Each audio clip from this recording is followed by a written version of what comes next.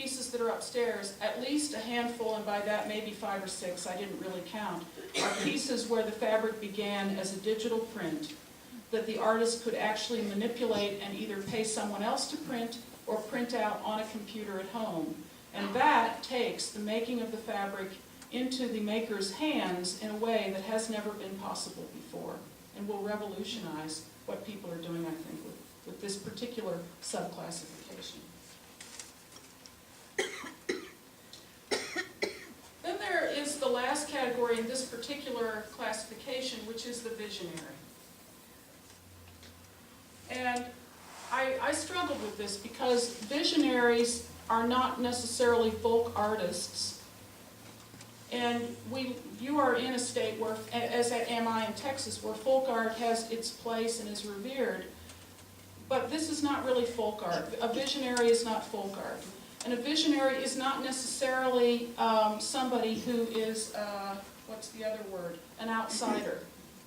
So we have outsider art, and there's a fabulous outsider art museum in Baltimore. But this is not outsider art either, because a visionary, in this case, this is Susan Shy. This is an example of someone who is well connected to the art world, and yet she has carved out her own niche in such a way that her work defies classification into one of the other categories. So visionaries are few and far between, but I think that this is an example of someone who is a visionary. The fourth category is quilts that address formal design concerns. These are pieces that are often created by artists who have moved from an art background into quilt making. But I can't say that that's the only way this happens without insulting a number of very fine quilt makers, because there are lots of quilt makers who have worked very hard to, who are self-taught, who are as educated and as adept at using the concepts as anyone who has a graduate degree.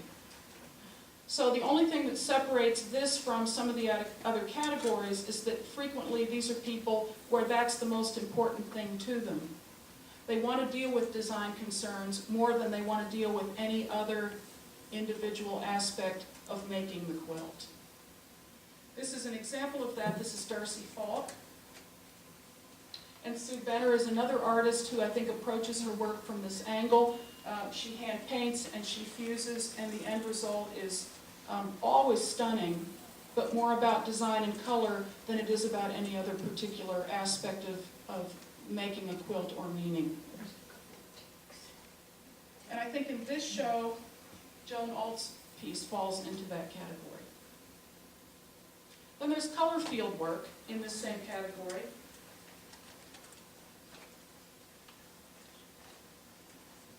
Excuse me. And I think the way to define that is that color plays a singularly important role in how the piece is constructed and how it is perceived. So this is a piece by Emily Richardson, and if nothing else, this is an incredible study in color as the focus of the composition. In this particular show, I think Sharon Bell's piece, while it is achromatic, without color, is another fine example of a piece that really does fit into that almost abstract expressionist approach to color field painting. Then there are whole cloth quilts that are created through a series of surface design techniques. And of course, this is my favorite category, and I think this is what we should all be doing. And that's because, as my class will tell you today, it's endlessly fascinating, unnerving, and frustrating. And what can be better at keeping your brain cells going than that? Right? So this is an example of a piece by Astrid Hilger Bennett, and it is a hand-painted piece, combination of dyes and pigments, and a wonderful example.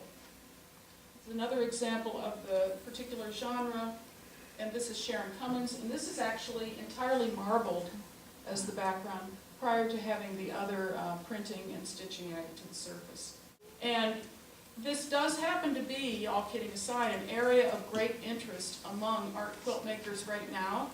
And I think it is because not only do you have the freedom to produce the work of art, but you have the freedom to produce the cloth that will become the work of art. And so this removes us one step from the commercial fabric world, which I don't mean that in any negative way, but in a sense gives the power even more to the maker. So there are a lot of these quilts in this show, and they're very effective quilts. And this is one by Raina Gilman. Patricia Mink. This cannot possibly do justice to the piece, so if you haven't seen it, you should go upstairs and look at it. It's a jacquard weaving here that you can't really even see or decipher in the photo, no matter how much I try to Photoshop it and affect the color. You can only appreciate, as is true with so many textiles, the beauty and the depth of this piece if you're standing in front of it. Eileen Lauterborn,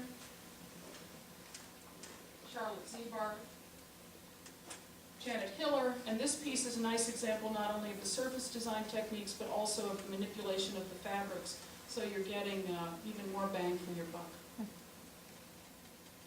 Barbara Wattler, which of course, this is one of the award winners. A former student of mine, Linda McLaughlin, with probably the only piece in the entire show that could really be said to have an Eastern sensibility as much as it has a Western sensibility. Caroline Zaramet, and I hope I'm pronouncing that correctly. I emailed each of these artists and said, please send me the proper pronunciation of your name. Because I've been called Dunnewold and Jane Dunnewold, and so many different things in my lifetime. I'd love to be able to get other people's names right. Another piece that really you can't appreciate without standing in front of it. It's beautiful, but it is so much more powerful visually when you're standing in front of Betty's piece.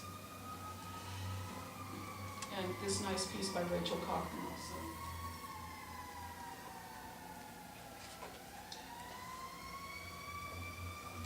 The fifth category is mixed media work. And I identify mixed media work, it's a catch-all, right or wrong, but it's a series of pieces that rely primarily on the addition of components to the surface. And this is different from appliquing or stitching. The components are most of the time something that is unexpected or unusual, something you wouldn't necessarily think of putting on a quilt. It's a piece by Fran Skiles from, I think, 2009 Quilt National, one of the first to really explore this successfully. And the second subcategory is what I think of as an assembled piece, and this is by Pat Croft. And I'm using assembled separately again because in my mind, let me use my notes so I've got it right. Assembled is used to separate the action of adding elements to the surface from piecing or applique. So once again, a little bit of a twist there. And in this show, I think Valerie Henderson has a gorgeous piece upstairs that fits the category. Judy Huss's piece references Japanese sashiko, which is the linear parallel embroidery stitches. Marjorie Purrier, hope I'm pronouncing that correctly, and also Jennifer Rice, with the use of vintage linens and appropriated materials and beads as being far more important to the visual impact of the piece than the classic thing that we would think of as a quilt with stitches.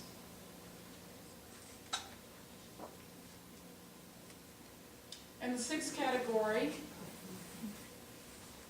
is the category that I think of as three-dimensional works. And these are any piece that exhibits some three-dimensional quality, so that's fairly straightforward.